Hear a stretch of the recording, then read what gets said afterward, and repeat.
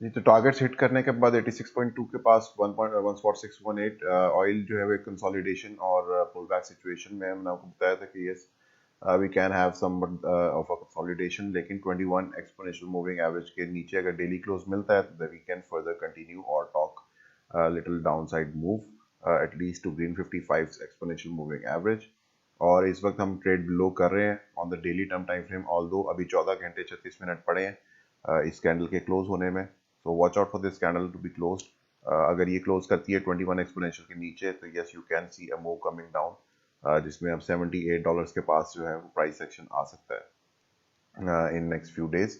लेकिन अगर क्लोज नहीं करते हैं तो yes we can still go in the consolidation form, जिसमें आप एक इसी जो प्राइस रेंज है that is going to be 84 and in between the $81।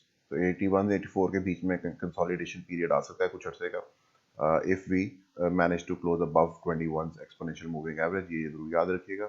और जब भी इसके नीचे क्लोज होएगा एक्सपोनेंशियल 21 के नीचे, just remember that this we can get a pull back down to 55 exponential moving average. इसके साथ एक और इंटरेस्टिंग फैक्टर ये है यहाँ पे कि यू कैन सी यहाँ पे हमारे पास एक ये लोकल लो था इससे पहले, एक ये लोकल लो है और एक ये वाला।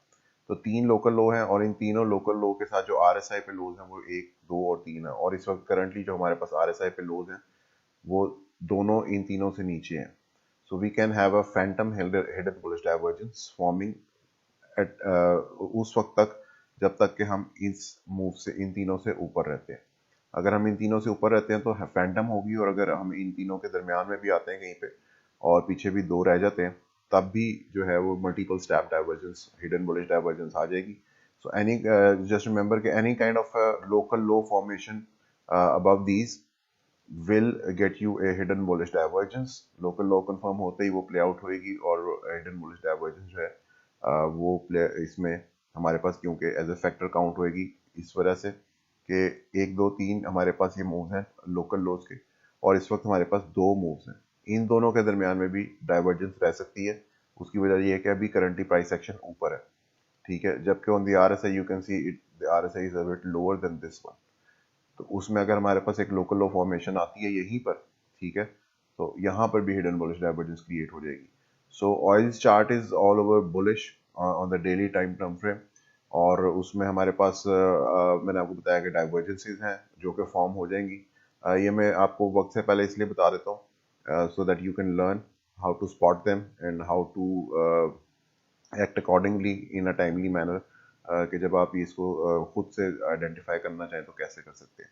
On a 4 hour term frame time frame हमारे पास जो है सपोर्ट थी इसकी प्रीवियस प्राइस एक्शन के हिसाब से, which was the resistance previously जो हमने ब्रेक की थी यहाँ पर एक, let me just squeeze it a little more, ठीक है, उसमें हमारे पास जो वॉल्यूम VPR था यहाँ पे हमारे पास कंफर्मेशन में आया था 1.618 से।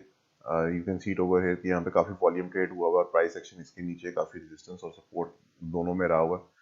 तो यहाँ पे हमारे पास जो है प्राइस एक्शन बिल्कुल उस टाइम उसी जगह पर आ चुका है along with the stochastic being going into the oversold category.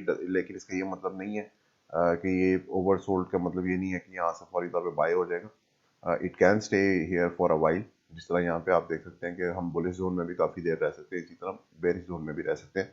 लेकिन रहेंगे या नहीं रहेंगे वो मैंने आपको बताया कि आपके पास जो डाइवर्जेंसेज हैं वो फॉर्म होती चली जा रही हैं। और प्लस मैंने आपको 4 आवर टाइम फ्रेम में बताया था कि हमारे पास डाइवर्जेंसेस जो थी वो थ्रू आउट बनती चली जा रही थी along with lower lows on the RSI as well. तो अभी हमारे पास इस वक्त डाइवर्जेंसेस जितनी भी है 4 आवर की वो प्ले आउट हो चुकी हुई है almost in my opinion. Daily time frame के ऊपर अब आपके पास हिडन बुलिश डाइवर्जेंस के प्ले आउट होने के चांसेस बहुत ज़्यादा हो चुके हैं। So any kind of local low formation on the daily just look out for that. अगर वो फॉर्म होता है तो yes you can get a hidden bullish divergence play out. Thank you so much.